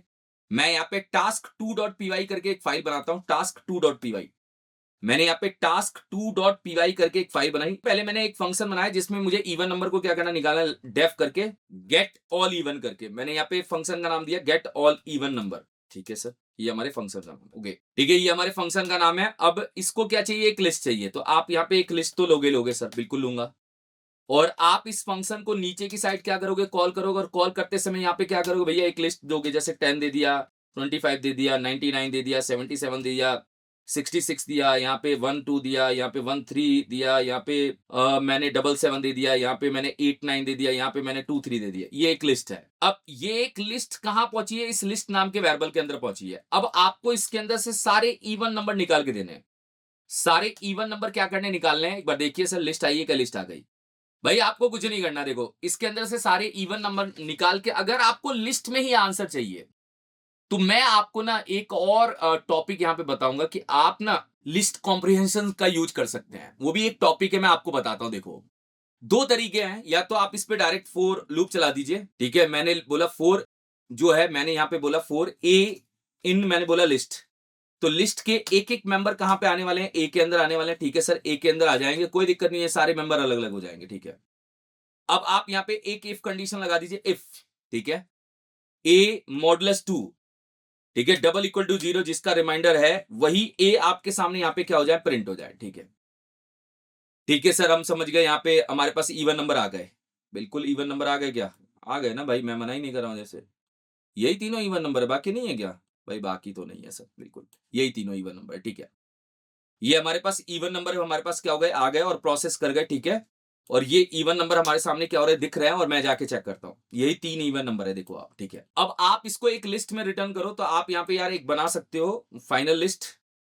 मैंने एक फाइनल लिस्ट करके एक वेरिएबल लिया और ये ब्लैंक छोड़ा, और इसी के अंदर मैं डेटा क्या कर सकता हूँ, अपेंड कर सकता हूँ। मैं बोलता हूँ कि फाइनल लिस्ट के अंदर डेटा क्या करिए, अपेंड करिए ए को। ठीक है, और यहां से आप रिटर्न कर दीजिए, यहां से आप क्या करिए, रिटर्न कर दीजिए। और रिटर्न किसको करना है, फाइनल लिस्ट को आप यहाँ पे रिटर्न कर दे, फाइनल लिस्ट। ठीक है, तो ये फाइनल लिस्ट यहाँ पे रिटर्न हो जाएगी, तो हमारे पास आंसर लेके आ जाएगी। जाके चेक करते हैं यहाँ पे भाई। अब आपको इसको वेरिएबल में लेके प्रिंट कराना पड़ेगा। मैंने जैसे एक आउटपुट नाम का वेरिएबल लिया, ठीक है सर, और इसको फिर आपको प्रिंट कराना पड़ेगा, तब आंसर आएगा, क्योंकि वो रिटर्न लेके आ रहा है। ठीक है, ये लीजिए सर, प्रिंट करा देते हैं, तो आपके सामने एक आंसर आ जाएगा। ये ठीक है। अब यहां पे हमने कोड थोड़ा बड़ा किया। बड़ा क्यों किया, एक लिस्ट ली, लिस्ट पे हमने लूप चलाया, लूप के एक एक मेंबर को चेक किया, और चेक करके जो भी इवन नंबर था वो फाइनल लिस्ट के अंदर अपेंड करा दिया। ठीक है सर, हमें पता चल गया प्रोसेस। देखिए इसको हम लिस्ट कॉम्प्रिहेंशन का यूज करके इसको सॉर्ट कर सकते हैं। मतलब इतना बड़ा लॉजिक नहीं लगाना पड़ेगा इसमें, तो हमने लॉजिक्स को क्या किया, बड़ा कर दिया। देखिए लिस्ट तो आपको ये देनी है, बस लिस्ट को देने के बाद आपका ये जो पार्ट है ये आसान हो जाएगा। देखो अपने को फाइनल लिस्ट नाम के वेरिएबल में स्टोर करना है। देखो लिस्ट कॉम्प्रिहेंशन में क्या होता है, मैं आपको एक सिंपल लॉजिक बताऊंगा एक बार, कि आप उससे इस चीज को प्रोसेस कर पाओगे। एक स्क्वायर ब्रैकेट लेना है, ये स्क्वायर ब्रैकेट इसलिए कि इसी के अंदर आपका आंसर क्या होगा, स्टोर होगा। और फिर आपको एक लूप चलाना है, लूप आपको इसी स्क्वायर ब्रैकेट में चलाना है। मतलब जब भी स्क्वायर ब्रैकेट के अंदर आप लूप चलाते हैं उसको हम लिस्ट कॉम्प्रिहेंशन बोलते हैं, कि भैया एक लिस्ट के अंदर एक लूप चल रहा है और वो भी एक लिस्ट ही जनरेट करेगा। तो हम क्या कर रहे हैं, हम यहाँ पे भाई रेंज का भी लूप चला सकते हो, ऐसा नहीं है कि उसी से। मतलब अगर मैं एग्जांपल प्रोसेस करूं फॉर ए इन रेंज, ठीक है, मैंने यहां पे लिखा है ए इन रेंज, और यहां लिखा है मैंने 1,11, तो ये एक लूप चलेगा। सबसे पहले यहां पे 1 देगा। अब पॉइंट ये है कि सर 1 देने के बाद वो ए के अंदर डालेगा, और फिर आप ए को यहां एक्सेस कर सकते हो। तो लॉजिकली इसका जो आंसर आएगा वो 1 से लेके 10 तक एक लिस्ट बन जाएगी। भाई लॉजिकली इसका आंसर क्या आएगा, मैं रिटर्न कर रहा हूं यहां से फाइनल लिस्ट, आपके सामने 1 से लेके 10 तक एक लिस्ट बन जाएगी। देखो बन गई सर। मतलब आप ये कह रहे हो ये लिस्ट के अंदर भी एक लूप चल सकता है, मतलब स्क्वायर ब्रैकेट में, वही लिस्ट कॉम्प्रिहेंशन है। अब पॉइंट मेरा ये है कि यहां पे हमें लूप किससे चलाना है, इससे चलाना है। तो मैंने एक फोर लूप चलाया फॉर n इन लिस्ट। तो भैया एक एक वैल्यू कहां पे आने वाली है, n के अंदर आने वाली है, और n को मैंने यहां पे प्रिंट कर लिया। भाई जो आएगी वो यहां पे स्टोर होगी। देखो लिखने का तरीका बहुत सिंपल है, फोर लूप से जो भी डेटा आएगा वो इस n के अंदर जाएगा, मगर ये जो वेरिएबल का नाम है और ये वेरिएबल का नाम सेम होना चाहिए। मतलब लिस्ट का जो आंसर n में आ रहा है वही n यहां पे आके क्या होगा, स्टोर होगा। अभी हमारा आंसर क्या होगा, बिल्कुल सेम आएगा। अब आप इसके आगे एक इफ कंडीशन लगाते सकते, इफ जो हमारा n है वो मॉडुलस 2 डबल इक्वल टू 0। तो एक्चुअल में इस लॉजिक को समझो कैसे प्रोसेस कर रहा है, मैं बताता हूं। देखो यहां पे सबसे पहले यहां से क्या मिला, 10 मिला, 10 यहां गया, और यहां के बाद वो पहुंचा इफ कंडीशन के पास। इफ में अगर वो ट्रू हुआ तो ट्रू होने के बाद वो यहां पे जाएगा लेके, क्या 10 लेके जाएगा। तो पहले लूप की वैल्यू यहां मिलती है, यहां से इफ कंडीशन के पास जाती है, और इफ कंडीशन से इस n के पास पहुंच जाती है। भाई लेना तीनों जगह सेम वेरिएबल है, तीनों जगह आपको सेम वेरिएबल क्या करना, लेना है, उसमें चेंजेस नहीं कर सकते हो। यहां से जो वैल्यू मिलती है सबसे पहले यहां जाती है, यहां से फिर वो जाती है इफ कंडीशन के पास, वहां अगर ट्रू होती है तो वो डायरेक्ट यहां पहुंचती है, और फिर आप इसको यहां से क्या करते हो, रिटर्न कर देते हो, और अपना आंसर आ जाता है। तो आप लिस्ट कॉम्प्रिहेंशन के टॉपिक के थ्रू इसको थोड़ा और सिंप्लीफाइड कर सकते हैं, ठीक है। चलिए गाइस देखिए, अब हम टास्क 3 पे आते हैं कि टास्क 3 क्या है। देखिए टास्क 3 के अंदर आपको दो लिस्ट लेनी है। यहां पे हमारे सामने क्या है, दो लिस्ट है, एक लिस्ट 1 है और एक लिस्ट 2 है। यहां पे आपको दो लिस्ट दिखेगी। अब दोनों लिस्ट के अंदर आपके पास टोटल 1 से लेके 6 तक का आइटम है, एक में 1 से लेके 6 तक है और एक में 6 से लेके 1 तक का आइटम है। भाई दोनों लिस्ट के अंदर जो भी क्रॉसपॉन्डेंस वैल्यू होंगी उनका सम करना है। जैसे अगर आप यहां पे देखेंगे, मैं आपके सामने यहां पे बताना चाहता हूं, यहां पे 1 है तो 1 और 6, 1 प्लस 6 यहां पे 7 आएगा, 2 और 5, 2 प्लस 5 यहां पे क्या आएगा, 7 आएगा, 3 और 4, 3 प्लस 4 भी क्या आएगा, 7 आएगा, 4 और 3, 4 और 3 यहां पे क्या आएगा, 7 आएगा, 5 और 2, 5 और 2 भी यहां पे क्या होगा, 7 आएगा, 6 और 1 यहां पे क्या होगा, 7 आएगा। ये हमें रिजल्ट लेके आना है। तो हमें दो लिस्ट बनानी है, दो लिस्ट का यूज करके हमें दोनों लिस्ट की जो क्रॉसपॉन्डेंस सामने की वैल्यू है उनको टोटल करना है, और हमें एक नई लिस्ट में क्या करना है, जनरेट करना है। तो एक छोटा सा काम करते हैं, छोटा सा काम ये करते हैं कि लिस्ट को यहां से कॉपी कर लेते हैं भाई, क्योंकि लिस्ट आपके सामने कॉपी रहेगी तो ज्यादा अच्छा रहेगा। और हम यहाँ पे थोड़ा जूम कर लेते हैं और यहाँ पे बना लेते हैं, ये अपना क्या है, टास्क 3 हमने यहाँ पे बना लिया। ये हमारा क्या है, task 3 dot P Y, okay. और एक नया मेथड आपको फिर बताने वाला हूं। यहाँ पे देखिए कुछ मेथड समय पे हमें सीखने चाहिए जहां पे उसकी जरूरत है। अब देखो मैं मेथड्स क्या बताऊंगा, मैं आपको बताऊंगा एक बार। मैं पहले यहाँ पे क्या कर रहा हूं, एक कंबाइन, भाई कंबाइन क्या कर रहा हूं, एक आंसर जनरेट करूंगा डेफ, और मैंने यहाँ पे क्या किया, एक फंक्शन बनाया डिस्प्ले कंबाइन लिस्ट, ठीक है सर, ओके। ये हमारा एक फंक्शन है, मैंने यहाँ पे बनाया, ठीक है। अब इसको कितने पैरामीटर चाहिए, दो पैरामीटर। पहले मैंने यहाँ पे लिस्ट क्या कर रखी है, ले रखी है, ठीक है भाई। इस फंक्शन को चाहिए दो पैरामीटर। जब भी आप फंक्शन कॉल करेंगे तो यहाँ पे दो पैरामीटर देंगे। पहले पैरामीटर में लिस्ट 1 जाएगा और दूसरे पैरामीटर में क्या जाएगा, लिस्ट 2 जाएगा, ठीक है सर। मतलब आप ये कह रहे हो कि यहां भी दो पैरामीटर लेने पड़ेंगे, बिल्कुल। यहाँ पे भाई लिस्ट 1, इसका नाम लिस्ट 1 और लिस्ट और 2 ले लेते हैं, कोई फर्क नहीं पड़ता। आप एक्स और वाई लेंगे तो भी आपका काम हो जाएगा। मैं यहाँ पे पास लगा देता हूं, नहीं तो ये एरर देगा। अब एक्चुअल में क्या है कि यहाँ पे जो मैंने लिस्ट 1 दी है वो लिस्ट 1 यहाँ पे जाएगी, और यहां जो आपने लिस्ट 2 दी है लिस्ट 2 यहां जाएगी, ठीक है। अब देखो पॉइंट ये है कि आपको क्या करना है भाई, इस लिस्ट का पहला आइटम और इस लिस्ट का पहला आइटम टोटल करना है। तो आप क्या लॉजिक लगाएंगे, क्योंकि आपको लूप तो चलाना पड़ेगा। अब मुद्दे की बात यहां पे ये फंस जाती है कि लूप दोनों से चलाएंगे या एक से चलाएंगे या क्या करेंगे। मतलब पॉइंट ये है कि दोनों के पहली वैल्यू उठानी है, दोनों की दूसरी वैल्यू उठानी, दोनों की तीसरी वैल्यू उठानी और सम करना है। देखो लॉजिकली अगर देखा जाए और लॉजिकली अगर प्रोसेस किया जाए तो मैं आपको एक सिंपल तरीका बताता हूं। सिंपल तरीका क्या है सर, मैं बताता हूं। देखो आपको दोनों लिस्ट का यूज करके एक लूप चलाना है। इसके लिए काम आता है एक जिप नाम का फंक्शन। देखो मैं एक फोर लूप चलाता हूं, 4x, y। अब x में आएगी वैल्यू 1 2 3 4, y में आएगी 6 5 4 3 2 1 ही आएगी। इन यहां पे यूज करना है आपको जिप नाम का फंक्शन। जिप में आपको लिस्ट देना है 1 और कॉमा करके लिस्ट देना है 2। अब देखिए जिप फंक्शन का काम क्या होता है कि भाई वो आपके दोनों लिस्ट पे लूप को चला देगा, मगर रिक्वायरमेंट क्लियर है कि दोनों लिस्ट में बराबर आइटम होने चाहिए। भाई इस लिस्ट में भी बराबर आइटम होने चाहिए और इस लिस्ट के अंदर भी बराबर आइटम होने चाहिए, ठीक है सर, हम समझ गए। मतलब आप ये कह रहे हो कि यहां पे भाई अगर 6 आइटम है तो इसमें भी 6 आइटम, ठीक है। अब लिस्ट 1 अपना आंसर देगा x को और लिस्ट 2 अपना आंसर देगा वाई को। चाहे तो आप प्रिंट करके देख लीजिए, एक्स में लिस्ट 1 का आंसर आ जाएगा और वाई में लिस्ट 2 का आंसर आ जाएगा। ये लीजिए, देखिए मैं यहां पे दिखा रहा हूं आगे सर। फिर तो कुछ करना ही नहीं है सर, फिर तो कुछ करना ही नहीं है। हमें यहाँ पे क्या करना है, एक फाइनल लिस्ट बनानी है और फाइनल लिस्ट को क्या करना है, ब्लैंक रखना है। फाइनल लिस्ट के अंदर क्या करना है, अपेंड करना है। फाइनल लिस्ट के अंदर अपेंड क्या करना है वो बताइए सर। भाई एक्स प्लस वाई को करके अपेंड मार देना है, एक्स प्लस वाई को करके अपेंड मार देना और यहां से आपको रिटर्न कर देना है। क्या रिटर्न कर देना है, फाइनल लिस्ट। यहां से रिटर्न कर देना है फाइनल लिस्ट। ये जो फाइनल लिस्ट है यहां पे रिटर्न कर देना। अब आप समझाओ सर। एक्चुअली देखिए, यहां पे सबसे पहले मिला 1, यहां पे सबसे पहले मिला 6, तो 1 + 6 यहां पे 7, 7 स्टोर हुआ फाइनल लिस्ट में। फिर यहां पे 2 मिला, यहां पे 5 मिला, 2 + 5 7 स्टोर हुआ, ठीक है।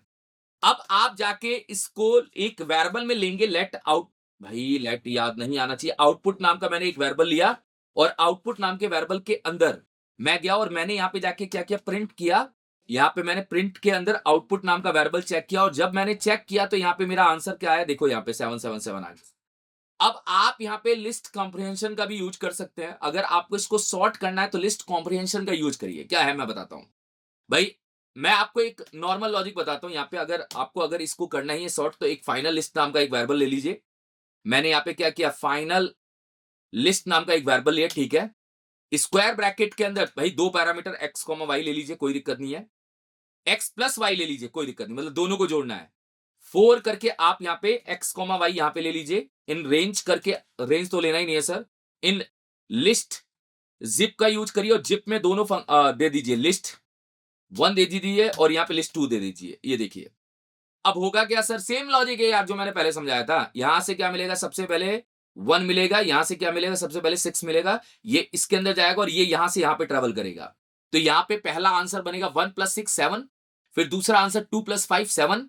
ऐसे सारे आंसर एक लिस्ट के अंदर जनरेट हो जाएंगे और आप यही यहां से क्या करो, रिटर्न करा दो, काम खत्म। रिटर्न इसके आगे नहीं लिख सकते, पाइथन के अंदर काम नहीं करेगा। रिटर्न आपको अलग से एक लाइन में लेके इसको यहां से रिटर्न कराना पड़ेगा।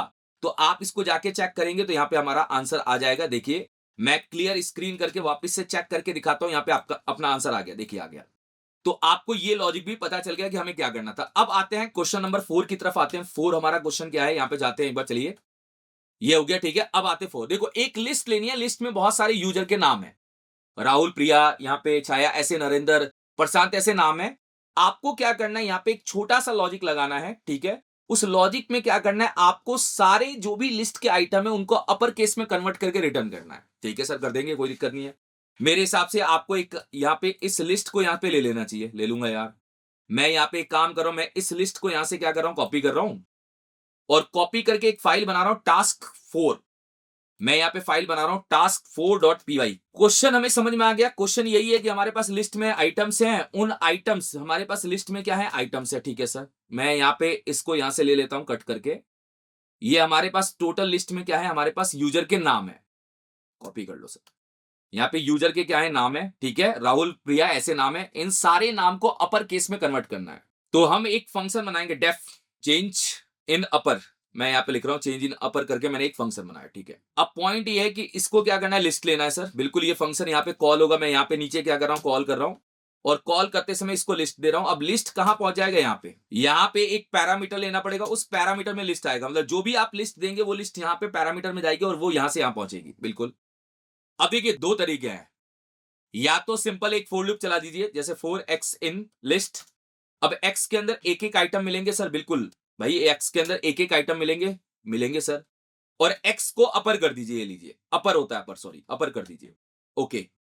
अब आप यहां पे क्या करिए, एक बनाइए भैया, एक फाइनल लिस्ट करके एक हमारा बन जाएगा, एक ब्लैंक लिस्ट बन जाएगी, जिसके अंदर मैं सारा डेटा क्या करूंगा, अपेंड कर दूंगा। तो मैं बोलूंगा फाइनल लिस्ट आपके अंदर अपेंड करना है, और अपेंड क्या करना है, x डॉट अपर को।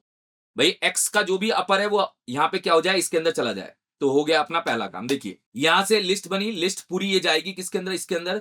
और यहां से सबसे पहले राहुल मिलेगा, राहुल यहाँ पे अपर होगा और अपर होके फाइनल लिस्ट में जाएगा।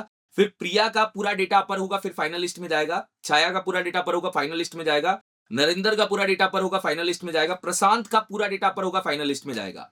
और हम यहाँ पे काम होने के बाद रिटर्न कर देते हैं फाइनल लिस्ट को। तो जाके अगर हम इसको प्रिंट करते हैं तो हमारे सामने आंसर आ जाएगा क्या सर, बिल्कुल आ जाएगा। यहाँ पे आप इसको अपर केस करके आंसर को चेक कर पाएंगे कि इसमें आंसर क्या आया है। देखिए यहाँ पे LST ले लेते हैं क्योंकि वेरिएबल का नाम LST लिया और यहाँ से जाके रन करते हैं और चेक करते हैं सारे अपर केस में हो गए। देखिए गड़बड़ क्या हो रही थी, यहाँ पे पाइथन चल गया, जैसे मैं यहाँ पे पाइथन को लिखता हूँ तो ये पाइथन यहाँ पे क्या होगा, चल जाएगा, मैं पाइथन के कोड को चला सकता हूँ, यही बार बार रन हो रहा था, ये हमारी गड़बड़ हो रही थी।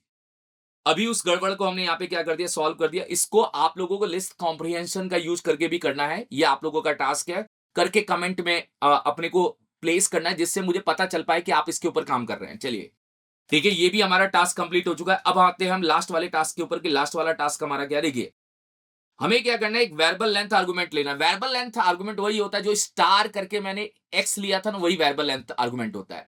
वेरिएबल लेंथ आर्गुमेंट्स में बंदा क्या करेगा, मल्टीपल वैल्यू डाल सकता है। अब हमें क्या करना है, एक एवरेज निकालना है। एवरेज निकालने का मतलब है कि एक हमने यहाँ पे एक फंक्शन बनाया, मैंने यहाँ पे भैया पहले एक फाइल बनाई, फाइल का नाम क्या रखा है, टास्क 5.py करके मैंने एक फाइल बनाई और मैंने डेफ का यूज करके एवीजी डेटा करके मैंने एक फंक्शन लिया, एवीजी डेटा। ओके, और यहां गया और यहां जाके मैंने बोला जब ये कॉल होगा एवीजी तो ये क्या करेगा, ये आपसे भैया लेगा भाई कुछ नंबर्स, जैसे आप 10 दे रहे हैं, 20 दे रहे हैं, 30 दे रहे हैं, यहाँ पे 40 दे रहे हैं, 99 दे रहे हैं, 77 दे रहे हैं, 88 दे रहे हैं। ओके, और ये वैल्यू यहां पहुंचेगी। अब ये सारी वैल्यू को एक साथ में एक वेरिएबल उठाने वाला है, तो यहां पे हम स्टार का यूज करके ऑल वैल्यू ले लेते हैं, ऑल वैल्यू करके एक पैरामीटर, ठीक है। तो ये जो सारी वैल्यू है ये कहां पहुंच जाएगी, इस ऑल वैल्यू के अंदर। आप चाहो तो इसको प्रिंट करके यहां पे देख सकते हैं, यहां पे मिल जाएगी ऑल वैल्यू में, ठीक है। दिखाओ ऑल वैल्यू में ये हमें क्या होगी, मिल जाएगी, मिल गई, कोई दिक्कत नहीं, यहाँ पे हमारे सामने मिल रही है, क्या रन करिए, मिल गई, देखिए। मगर ये वैल्यू आपको हमेशा किस में मिलेगी, टपल में, तो ये ध्यान रखना ये वैल्यू टपल में आएगी। अब देखिए यही चीज जो यहाँ पे लिखी है ना, वेरिएबल लेंथ आर्गुमेंट्स, तो यहाँ पे भाई जो हमारा वेरिएबल है उसकी लेंथ पता नहीं है कितनी आने वाली है, तो उसी को हम वेरिएबल लेंथ आर्गुमेंट्स बोलते हैं। कि अगर सामने वाला बंदा यहाँ पे कितने भी पैरामीटर पास करेगा वो सारे पैरामीटर ऑल वैल्यू के अंदर जाएंगे और यहाँ पे एक्सेस हो जाएंगे। हमें इसका एवरेज निकालना है। एवरेज निकालने का क्या तरीका है, बहुत सिंपल है। हम यहाँ पे एक एवीजी करके एक वेरिएबल ले लेते हैं, सिंपल सा। मैं बोलता हूं कि भैया ऑल वैल्यू एक टपल है, सम नाम का फंक्शन काम करेगा, बिल्कुल काम करेगा, ये लो इसका सम करिए, फिर डिवाइड बाई कर दीजिए लेंथ, तो यहां पे लेन नाम का फंक्शन भी काम करेगा, बिल्कुल काम करेगा, इसके बीच में ऑल वैल्यू पास कर दीजिए, ये लीजिए। अब आप मुझे बताओ क्या होने वाला है, देखो ये सारे नंबर का टोटल हो जाएगा, यहां पे इसकी टोटल लेंथ कितनी होगी, 7, भाई जितने मेंबर होते हैं उतनी लेंथ होती है, तो जो भी सम है उसको डिवाइड किया जाएगा लेंथ से, वही आपका एवरेज वैल्यू क्या करेगा, निकाल के दे देगा। मैं रिटर्न यहां से एवीजी कर देता हूं और जाके चेक करता हूं, जब मैं इसको प्रिंट कराऊंगा तो मुझे एवरेज वैल्यू आप लोगों के सामने मिलती हुई दिखेगी। एवरेज वैल्यू आप लोगों के सामने क्या होगी, मिलती हुई दिखेगी, और यही आपके आंसर का पार्ट क्या होगा, बन जाएगा। यही आपके आंसर का पार्ट बन जाएगा। और मैं यहां से इसको रन करता हूं, देखिए आ गया भाई, ये पॉइंट में वैल्यू आ रही है। पॉइंट की वैल्यू उड़ानी है तो क्या करना है, पॉइंट की वैल्यू उड़ानी है तो आप इसको उसमें कन्वर्ट कर दीजिए, पार्स इंट का यूज कर दीजिए, मतलब इंट में कन्वर्ट कर दीजिए, इंट में आपका आंसर आ जाएगा क्या, बिल्कुल। एक काम करिए, यहीं पे इंट में कन्वर्ट करिए, यहीं पे इंट में कन्वर्ट करके आप इसको रिटर्न करिए, ये इंटीजर में क्या करेगा, कन्वर्ट करने का काम करेगा, इंटीजर में। और जाके इसको चेक करिए, यहां पे आपके सामने इंटीजर आंसर आ जाएगा, ठीक है। तो भाई हमारा क्वेश्चन ही यही था कि अपने को ना variable length argument return the average create answer, मतलब हमें एवरेज निकालना था, वही आंसर हमें यहाँ पे क्या करना था, क्रिएट करना था। देखो फंक्शंस एक तरह से क्या कर रहा है, एक लॉजिक जनरेट कर रहा है। अब ये फंक्शन कहीं भी यूज करना है, करिए। जैसे आपको एक एवरेज निकालना है कि भाई मेंबर्स आएंगे उसका एवरेज निकालना है, इस फंक्शन को यूज करो। ऐसे बहुत सारे लॉजिक्स बन सकते हैं। जैसे मैं आपके सामने एक क्वेश्चन बोलूं कि भाई आप मेरे सामने एक प्रोग्राम बनाओ, एक फंक्शन बनाओ जो स्ट्रिंग को रिवर्स कर दे, मैं बस वेलकम डालूंगा वो रिवर्स हो जाए, तो वो काम हम फंक्शन में कर सकते हैं। फंक्शन में केवल क्या होगा भाई, आप एक स्ट्रिंग डालेंगे उसको रिवर्स करना है। तो जैसे अगर मैं एक और टास्क यहां पे ले लूं, देखो मैं एक टास्क और ले रहा हूं 6.py, तो हमें स्ट्रिंग को रिवर्स करने का प्रोग्राम बनाना है, बिल्कुल बनाना है। डेफ str करके मैं बना रहा हूं, str रिवर्स। भाई आप इसके अंदर देंगे पैरामीटर में एक वैल्यू तो देंगे, तो str तो देंगे, कुछ ना कुछ तो देंगे। तो मैंने अगर यहां पे गया और मैं यहां पे जाके इसको कॉल कर रहा हूं, और कॉल करते समय मैंने यहां पे हेलो पास किया। अब ये हेलो कहां पहुंचेगा, str के अंदर, बिल्कुल पहुंचेगा। अब str को मैं तो ये कह रहा हूं रिवर्स करने के लिए भाई इतना सा ही कोड लिखना होता है, str, ठीक है सर। और यहां पे हम क्या करते हैं, -1 से स्टार्ट करना है, कॉमा इसको खाली नहीं, कॉलन इसको खाली छोड़ना है, और -1 का डिक्रीमेंट करना है, ये रिवर्स हो गया। सर अब आप इसको प्रिंट करेंगे तो ये रिवर्स मिलेगा, बिल्कुल रिवर्स मिलेगा भाई, बिल्कुल रिवर्स मिलेगा। इसमें कोई प्रोसेस में चेंज नहीं है कि रिवर्स नहीं मिलेगा। ये लीजिए देखिए, यहां पर रिवर्स हो गया। तो पॉइंट ये मैंने फंक्शन बना दिया ना। अब आपको कभी भी कोई वैल्यू रिवर्स करनी है तो आपको ये लॉजिक बार बार नहीं लगाना, आपको ये फंक्शन क्या करना है, कॉल करना है। जैसे मैंने यहां पे क्या किया, कॉल किया और यहां पे डाला नमन। मैंने क्या डाला, नमन। अब नमन यहां से रिवर्स होकर नमन नमन ही बनेगा। तो एक्चुअली ये भी एक प्रोग्राम हो सकता है कि आपको पैलेंड्रोम स्ट्रिंग क्या करनी है, चेक करनी है कि कौन सी होती है जो लेफ्ट और राइट से पढ़ने में सेम हो। तो प्रोग्राम हम अपनी सिचुएशन के हिसाब से कोई भी बना सकते हैं। लॉजिक्स कैसे प्रोसेस करेगा वो हमें समझना है। तो आपको ये पता चल गया कि यूजर डिफाइंड फंक्शन एक कस्टम फंक्शंस होते हैं जो आप अपनी रिक्वायरमेंट के हिसाब से बनाते हैं और उसको आप अपनी रिक्वायरमेंट के हिसाब से यूज करते हैं। अब नेक्स्ट पार्ट में फंक्शन को यूटिलाइज करते हुए और भी हम काम करने वाले हैं। फंक्शंस आप लोगों का चलेगा, मगर फंक्शन का एक टॉपिक था जो आपको बेसिक इंफॉर्मेशन दे रहा है कि ये चीज होती है फंक्शन। अब फंक्शन में बहुत काम हो सकते हैं, बहुत सारे टास्क हो सकते हैं। फिर मैं कह रहा हूं कि अगर आप लोगों को टास्क से रिलेटेड भाई चाहिए आपको कि एक वीडियो टास्क का बने, तो फिर आप लोग कमेंट करिए, हम पूरा फंक्शन से रिलेटेड क्या करेंगे, टास्क का पूरा वीडियो बना देंगे। तो एक बार जरूर इसको चेक करिएगा, आपका लेवल धीरे धीरे इंक्रीज हो रहा होगा और आप एक अच्छे पाइथन डेवलपर बन रहे होंगे। Thank you so much guys.